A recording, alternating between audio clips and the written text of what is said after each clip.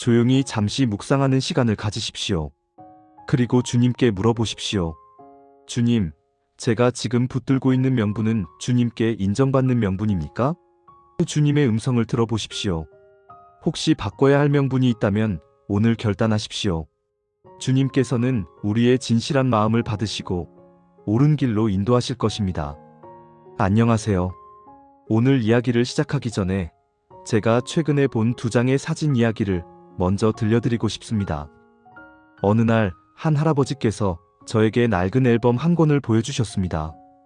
그 앨범을 펼치시더니 2장의 사진을 나란히 놓으셨습니다. 첫 번째 사진은 1970년대에 찍은 것이었습니다. 그 할아버지께서 30대 청년이었을 때의 모습이었습니다. 사진 속 청년은 멋진 양복을 입고 자신감 넘치는 얼굴로 새로 시작한 사업장 앞에 서 계셨습니다. 간판에는 무역회사라고 크게 쓰여 있었습니다. 두 번째 사진은 10년 후인 1980년대에 찍은 것이었습니다. 같은 장소였지만 간판은 내려져 있었고 그 앞에 서 계신 할아버지의 얼굴에는 깊은 피로와 실망이 가득했습니다. 할아버지께서 조용히 말씀하셨습니다. 목사님, 이 두 사진을 볼 때마다 생각합니다. 첫 번째 사진을 찍을 때 나는 확신했어요. 이 사업은 반드시 성공할 거야. 이것이 내 인생의 목적이야. 하지만 10년 후 모든 것이 무너졌습니다. 왜 무너졌을까요? 나는 정말 열심히 했어요. 밤낮 없이 일했고 최선을 다했어요. 그런데 왜 실패했을까요? 할아버지는 잠시 침묵하시더니 이렇게 말씀하셨습니다. 나중에야 깨달았어요. 내가 가진 명분이 잘못되었다는 것을. 나는 돈을 많이 벌어서 성공하겠다는 명분으로 시작했어요. 하지만 그것은 하나님께서 인정하시는 명분이 아니었어요. 만약 내가 하나님께 영광 돌리고 이웃을 섬기기 위해 사업을 시작했다면 어땠을까요? 설령 사업이 어려웠어도 그 과정에서 하나님께 쓰임받을 수 있었을 텐데. 그 할아버지의 이야기를 들으면서 저는 깊이 생각했습니다. 우리 인생에는 참 많은 명분이 있다. 하지만 그 모든 명분이 하나님께 인정받는 명분일까? 오늘 우리가 함께 나눌 말씀은 역대상 12장입니다. 이 말씀은 다윗에게 모인 수많은 용사들의 이야기입니다. 그런데 이 장을 자세히 읽어보면 우리는 중요한 진리를 발견하게 됩니다. 바로 하나님께 인정받는 명분이 무엇인지를 말입니다.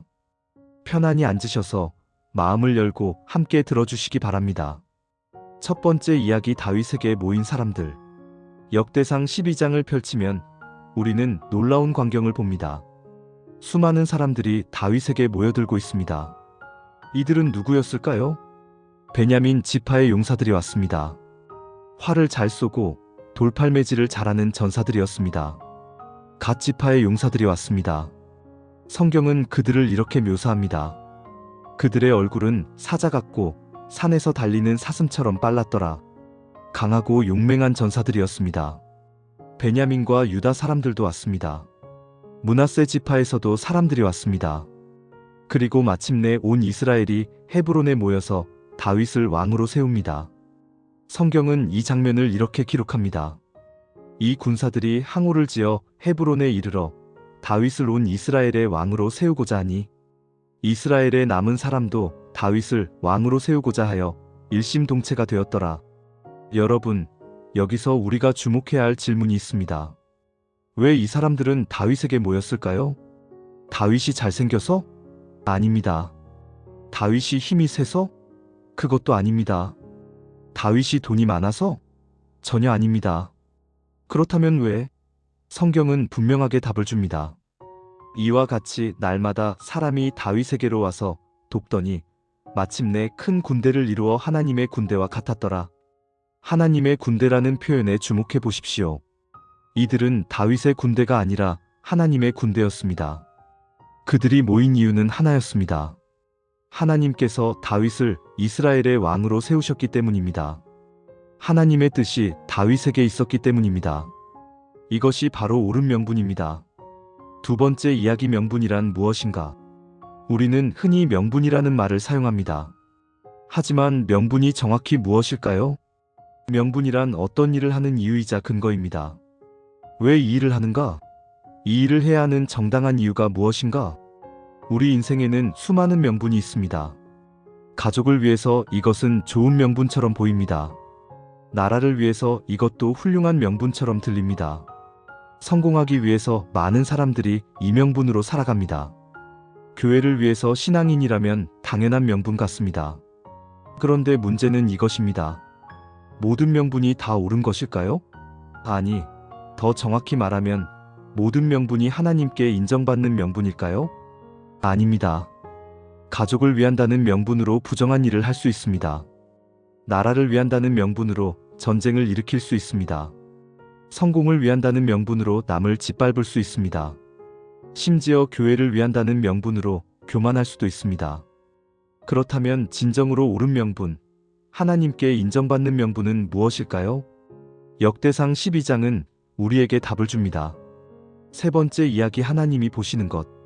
역대상 12장 23절을 봅시다. 전쟁을 위하여 항우를 지어 헤브론에 이르러 다윗에게 나아와서 여호와의 말씀대로 사울의 나라를 그에게 돌리고자 한 자의 수요가 이러하니라. 여호와의 말씀대로. 이 표현이 핵심입니다. 이들이 다윗에게 온 이유는 다윗이 훌륭해서가 아니라 여호와께서 다윗을 왕으로 세우셨기 때문입니다. 하나님의 말씀이 그들의 명분이었습니다. 하나님의 뜻이 그들의 이유였습니다. 생각해 보십시오. 당시 사울은 여전히 왕이었습니다. 겉으로 보기에는 사울을 따르는 것이 더 안전했을 것입니다. 더 이득이었을 것입니다. 하지만 이 사람들은 다윗을 선택했습니다. 왜냐하면 하나님께서 다윗을 선택하셨기 때문입니다. 이것이 하나님께 인정받는 명분입니다. 단순히 나에게 유리해서가 아니라 하나님의 뜻이기 때문에, 단순히 내가 원해서가 아니라 하나님께서 원하시기 때문에, 단순히 성공할 것 같아서가 아니라 하나님께서 세우셨기 때문에. 하나님은 우리의 진심도 보시지만 그보다 먼저 명분을 보십니다. 우리가 얼마나 열심히 하는지도 중요하지만 왜 그것을 하는지가 더 중요합니다.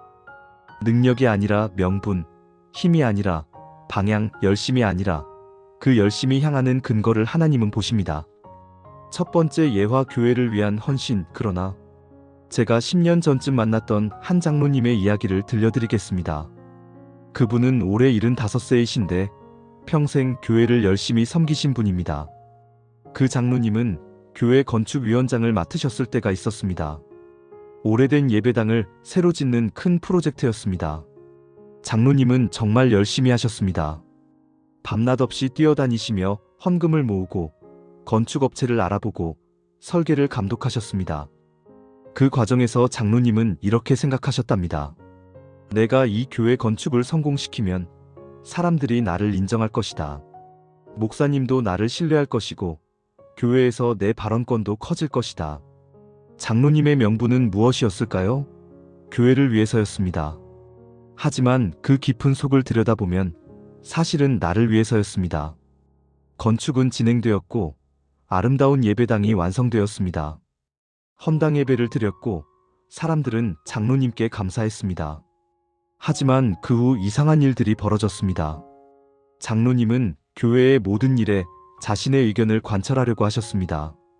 내가 이 교회 건축을 성공시켰는데 내 말을 들어야지 하는 태도였습니다. 다른 장로님들과 충돌이 생기기 시작했습니다. 목사님과도 의견이 맞지 않았습니다. 결국 교회는 분쟁에 휩싸였고 많은 성도들이 상처를 받았습니다. 가장 아이러니한 것은 그렇게 애써서 지은 아름다운 예배당에서 평화가 사라졌다는 것입니다. 몇 년 후 그 장로님은 건강이 나빠지셔서 병원에 입원하셨습니다. 저는 병문안을 갔고 그때 장로님께서 이런 말씀을 하셨습니다. 목사님, 제가 잘못했어요. 저는 교회를 위한다고 생각했지만 사실은 저 자신을 위한 거였어요. 하나님의 영광이 아니라 제 명예를 구한 거였어요. 처음 건축을 시작할 때 저는 기도했어야 했어요. 하나님, 이 일이 정말 하나님의 뜻입니까? 제가 이 일을 맡는 것이 옳습니까? 이 일을 통해 하나님께 영광 돌릴 수 있습니까? 하고요. 하지만 저는 그렇게 하지 않았어요. 그냥 교회 건축이라는 좋은 명분 뒤에 제 욕심을 숨긴 거예요. 장로님은 눈물을 흘리시며 말씀하셨습니다. 목사님, 명분이 중요한 게 아니라 그 명분이 정말 하나님께서 인정하시는 명분인지가 중요한 거더라고요. 그 후 장로님은 회복되셨고 교회로 돌아오셨습니다. 하지만 이제는 달라지셨습니다. 앞에 나서지 않으시고 뒤에서 조용히 기도하고 섬기셨습니다. 누가 알아주지 않아도 묵묵히 교회를 위해 기도하셨습니다. 몇 년이 지나고 교회는 다시 평화를 되찾았습니다. 그리고 신기하게도 그때부터 교회가 성장하기 시작했습니다. 어느 날 장로님께서 저에게 이렇게 말씀하셨습니다. 목사님, 이제 알았어요. 내가 내 명분을 내려놓고 하나님의 명분을 붙들 때 하나님께서 일하신다는 것을요. 여러분, 이것이 우리가 배워야 할 교훈입니다. 아무리 좋은 일이라도, 아무리 교회를 위한 일이라도 그 명분이 하나님께 인정받는 명분이 아니면 결국 무너집니다. 네 번째 이야기, 옳은 명분의 특징. 다시 역대상 12장으로 돌아가 봅시다. 다윗에게 모인 사람들을 보면 흥미로운 특징을 발견할 수 있습니다. 첫째, 그들은 서로 다른 배경을 가졌습니다. 베냐민 지파, 갓 지파, 유다 지파, 므낫세 지파, 다양한 지파에서 왔습니다. 어떤 사람은 활을 잘 쏘고, 어떤 사람은 돌팔매를 잘하고, 어떤 사람은 칼 쓰기를 잘했습니다. 둘째, 그들은 서로 다른 능력을 가졌습니다. 어떤 사람은 용맹했고, 어떤 사람은 지혜로웠습니다. 어떤 사람은 리더였고, 어떤 사람은 따르는 자였습니다. 셋째, 그들은 서로 다른 상황에 있었습니다. 어떤 사람은 일찍 왔고, 어떤 사람은 나중에 왔습니다. 어떤 사람은 위험을 무릅쓰고 왔고, 어떤 사람은 안전하게 왔습니다. 그런데 이 모든 다른 사람들이 하나가 되었습니다. 38절은 이렇게 말합니다. 일심동체가 되었더라. 무엇이 이들을 하나로 만들었을까요? 다윗이라는 공통의 명분? 아닙니다. 하나님의 뜻이라는 옳은 명분이 그들을 하나로 만들었습니다. 이것이 옳은 명분의 특징입니다. 옳은 명분은 사람을 모으고 사람을 하나로 만듭니다. 반대로 잘못된 명분은 어떻게 될까요? 사람을 흩고 사람을 갈라놓습니다. 생각해 보십시오. 만약 각자가 자기 이익을 위해 다윗에게 왔다면 어떻게 되었을까요? 서로 경쟁하고 시기하고 질투했을 것입니다. 하지만 그들은 하나님의 뜻을 위해 왔기 때문에 하나가 될 수 있었습니다. 40절을 보면 이런 아름다운 장면이 나옵니다. 그 이웃 사람들과 먼 데서 온 이사갈과 스불론과 납달리 사람들까지도 떡과 무화과 뭉치와 건포도와 포도주와 기름과 소와 양을 나귀와 낙타와 노새와 소에 실어다가 심히 많이 가져왔으니 이는 이스라엘 가운데 희락이 있음이었더라. 희락이 있음이었더라.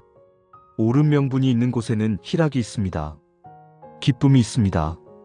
평안이 있습니다. 연합이 있습니다. 다섯 번째 이야기, 명분을 점검하라.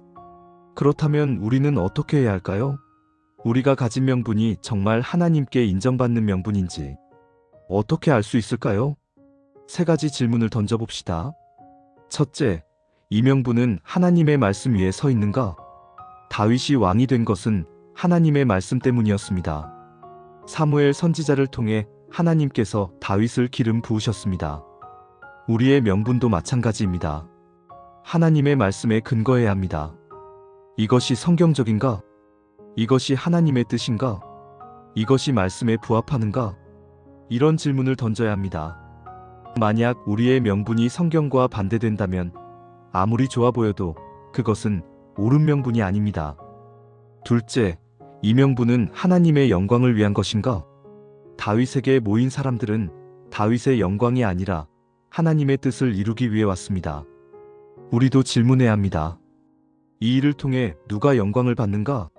내가 영광을 받는가? 하나님께서 영광을 받으시는가? 만약 우리의 명분이 결국 나의 영광, 나의 명예, 나의 이익으로 귀결된다면 그것은 하나님께 인정받는 명분이 아닙니다. 셋째, 이 명분은 사람을 하나로 모으는가? 옳은 명분은 사람을 하나로 만듭니다. 역대상 12장의 사람들처럼 일심동체가 되게 합니다. 반대로 잘못된 명분은 사람을 갈라놓고 분쟁을 일으키고 상처를 줍니다. 우리의 명분이 가정에 평화를 가져오는가? 교회의 연합을 가져오는가? 공동체의 기쁨을 가져오는가? 이런 질문을 던져봐야 합니다. 두 번째 예화 늦게 깨달은 진짜 명분. 이제 두 번째 예화를 들려드리겠습니다. 제가 몇 년 전에 만났던 한 권사님의 이야기입니다. 그 권사님은 올해 68세이신데 평생 자녀 교육에 헌신하신 분입니다. 세 자녀를 모두 명문대에 보내셨고 그중 2명은 의사가 되었고 1명은 변호사가 되었습니다. 주변 사람들은 모두 권사님을 칭찬했습니다. 권사님, 자녀 교육 정말 잘하셨네요. 비결이 뭐예요? 권사님도 자랑스러워 하셨습니다. 교회에서도 자녀 교육의 모범으로 간증을 하시곤 했습니다. 그런데 몇 년 전 권사님께 충격적인 일이 일어났습니다. 세 자녀 모두 교회를 떠난 것입니다. 맏아들은 이렇게 말했답니다. 엄마, 저는 교회가 싫어요. 어렸을 때부터 엄마는 저에게 공부 잘해서 좋은 대학 가야 한다, 의사 되어야 한다고만 하셨잖아요. 하나님보다 성적이 더 중요했잖아요. 둘째 딸도 비슷한 말을 했습니다. 엄마, 솔직히 말씀드릴게요. 엄마는 저희를 사랑한 게 아니라 엄마의 자랑거리로 만들고 싶었던 거잖아요. 저희가 의사, 변호사 된 것도 결국 엄마 자랑하려고 그런 거잖아요. 막내 아들은 더 직설적이었습니다.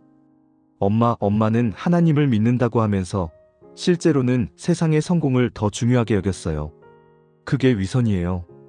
그래서 저는 교회 안 다녀요. 권사님은 그 말들을 듣고 충격을 받으셨습니다. 그리고 혼자 방에 들어가서 며칠을 울었다고 합니다. 권사님께서 저를 찾아오셨을 때 이렇게 말씀하셨습니다. 목사님, 저는 평생 잘못 살았어요. 제 명분은 자녀를 위해서였어요. 하지만 사실은 나를 위해서였어요. 저는 자녀들이 성공해야 제가 인정받을 수 있다고 생각했어요. 다른 엄마들에게 자랑할 수 있고 교회에서도 존경받을 수 있다고 생각했어요. 그래서 저는 자녀들에게 하나님의 뜻보다 세상의 성공을 가르쳤어요. 신앙보다 성적을 더 강조했어요. 결국 제 자녀들은 성공했지만 하나님을 잃어버렸어요. 권사님은 깊이 회개하셨습니다. 그리고 자녀들에게 편지를 쓰셨습니다. 자신의 잘못을 인정하고 용서를 구하는 내용이었습니다. 처음에 자녀들은 반응이 없었습니다. 하지만 권사님은 포기하지 않으셨습니다. 계속 기도하시고 자녀들을 위해 눈물로 간구하셨습니다. 그리고 변화가 시작되었습니다. 권사님 자신이 먼저 변했습니다. 이제는 자녀들에게 전화할 때 요즘 교회 잘 나가니? 라고 묻지 않으셨습니다. 대신 힘들지는 않니? 건강은 괜찮니? 라고 물으셨습니다. 자녀들의 성공을 자랑하는 대신 자녀들을 있는 그대로 사랑하기 시작하셨습니다. 2년이 지났습니다. 그런데 놀라운 일이 일어났습니다. 막내 아들이 먼저 교회로 돌아왔습니다. 그리고 이렇게 말했습니다. 엄마가 변한 것 같아요. 이제야 엄마가 진짜로 나를 사랑한다는 걸 느껴요. 그래서 저도 다시 교회에 가보고 싶어요. 지금은 세 자녀 모두 교회로 돌아왔습니다. 아직 신앙이 깊지는 않지만 적어도 하나님을 찾기 시작했습니다. 권사님께서 최근에 저에게 이렇게 말씀하셨습니다.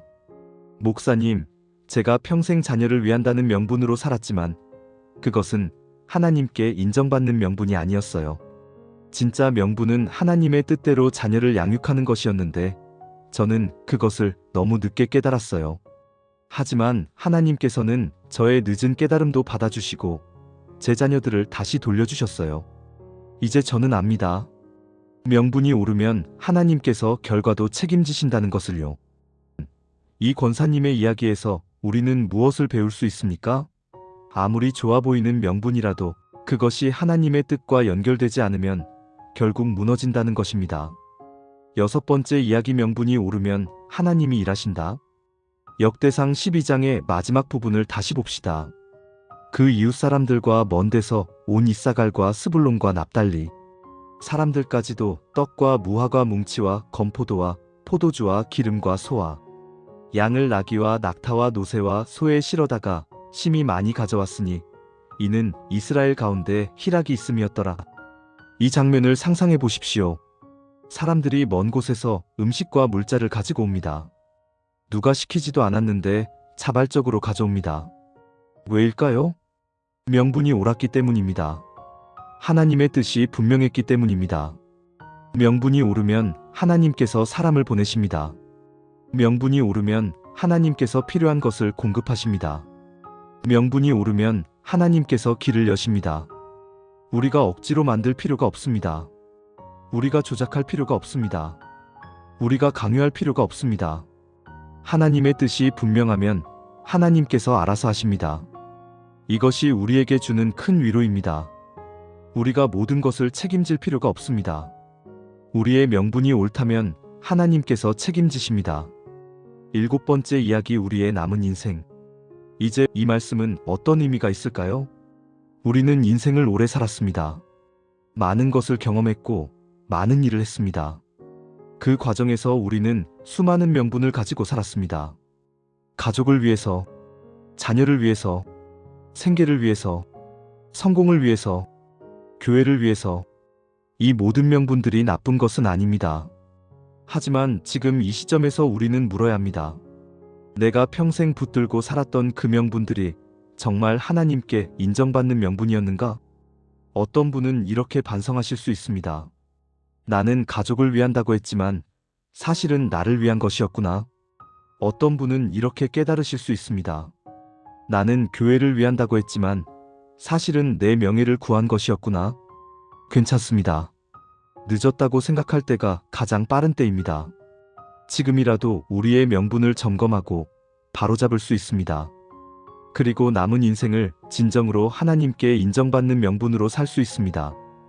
인생의 많은 경험을 통해 얻은 명분들이 정말 하나님께서 인정하시는 명분인지 돌아보십시오. 과거를 후회하는 것이 아니라 지금부터라도 옳은 명분으로 사는 것입니다. 지금 내가 하는 말과 행동이 하나님의 뜻과 연결되어 있는지 점검하십시오. 매일 아침 하나님께 물어보십시오. 하나님, 오늘 제가 하려는 이 일이 주님의 뜻입니까? 이 말을 하는 것이 주님께 영광이 됩니까? 하나님께 인정받는 명분을 세울 때 남은 인생도 복된 발자취를 남길 수 있습니다. 우리에게는 아직 시간이 있습니다. 나이가 많다고, 건강이 좋지 않다고 포기하지 마십시오. 다윗에게 모인 사람들처럼 우리도 하나님의 뜻에 동참할 수 있습니다. 나이가 많아도, 능력이 부족해도 하나님의 뜻을 위해 쓰임받을 수 있습니다. 중요한 것은 명분입니다. 우리가 왜 이 일을 하는가? 누구를 위해 사는가? 하나님의 뜻을 위해, 하나님의 영광을 위해 산다면 우리의 남은 인생도 복된 발자취가 될 것입니다. 마무리 기도를 하겠습니다. 사랑하는 하나님 아버지, 오늘 이 시간 역대상 12장 말씀을 통해 우리에게 말씀해 주셔서 감사합니다. 옳은 명분이 무엇인지, 하나님께 인정받는 명분이 무엇인지 깨닫게 하시니 감사합니다. 주님, 우리는 평생 많은 명분을 가지고 살았습니다. 가족을 위해서, 자녀를 위해서, 생계를 위해서, 성공을 위해서 수많은 이유로 살았습니다. 하지만 정직하게 고백합니다. 그 많은 명분들 중에 얼마나 많은 것이 진정으로 주님께 인정받는 명분이었는지 확신할 수 없습니다. 어떤 것은 좋은 명분처럼 보였지만 사실은 우리 자신을 위한 것이었습니다. 어떤 것은 신앙적인 명분처럼 들렸지만 사실은 우리의 명예를 구한 것이었습니다. 주님, 용서해 주십시오. 우리가 주님의 뜻보다 우리의 뜻을 앞세웠던 것을, 주님의 영광보다 우리의 영광을 구했던 것을 용서해 주십시오. 오늘 우리는 다시 다짐합니다. 남은 인생은 진정으로 주님께 인정받는 명분으로 살겠습니다. 주님의 말씀 위에 서겠습니다. 주님의 뜻을 먼저 구하겠습니다. 주님의 영광을 위해 살겠습니다. 특별히 오늘 이 말씀을 들으시는 모든 분들에게 은혜를 베풀어 주십시오. 잘못된 명분으로 살아왔다고 후회하시는 분들에게 아직 늦지 않았다는 확신을 주십시오. 지금부터라도 옳은 명분으로 살 수 있다는 용기를 주십시오. 어떤 명분으로 살아야 할지 혼란스러워 하시는 분들에게 주님의 분명한 인도하심을 주십시오. 주님의 말씀을 통해 옳은 길을 보여주십시오. 이미 주님의 뜻대로 살고자 애쓰시는 분들에게 더욱 강한 확신과 기쁨을 주십시오. 그 길이 옳은 길임을 확증해 주십시오. 주님, 우리가 다윗에게 모인 용사들처럼 주님의 뜻에 동참하는 사람들이 되게 하여 주십시오. 비록 우리가 나이가 많고 능력이 부족하고 건강이 좋지 않아도 주님의 뜻을 위해 쓰임받을 수 있다는 것을 믿습니다. 명분이 오르면 주님께서 사람을 보내시고 필요한 것을 공급하시고 길을 여신다는 것을 믿습니다. 그러므로 우리는 억지로 만들지 않겠습니다. 조작하지 않겠습니다. 강요하지 않겠습니다. 그저 옳은 명분을 붙들고 주님의 뜻을 따라가겠습니다. 그리고 주님께서 일하시는 것을 지켜보겠습니다. 우리의 남은 인생이 주님께 영광 돌리는 삶이 되게 하시고 다음 세대에게 옳은 명분으로 사는 것이 무엇인지 보여주는 삶이 되게 하여 주십시오. 우리 가정에 평화를 주시고 우리 교회에 연합을 주시고 우리 공동체에 희락을 주십시오. 마지막으로 우리가 언젠가 주님 앞에 설 때 잘했도다 착하고 충성된 종아라는 말씀을 들을 수 있게 하여 주십시오. 그때 우리가 자랑할 것은 우리의 성공이 아니라 우리가 주님의 뜻을 따라 살았다는 것입니다. 우리의 명분이 주님께 인정받았다는 것입니다. 이 모든 기도를 우리에게 옳은 명분을 주시고 그 명분대로 살 수 있는 힘을 주시는 예수 그리스도의 이름으로 기도드립니다. 아멘.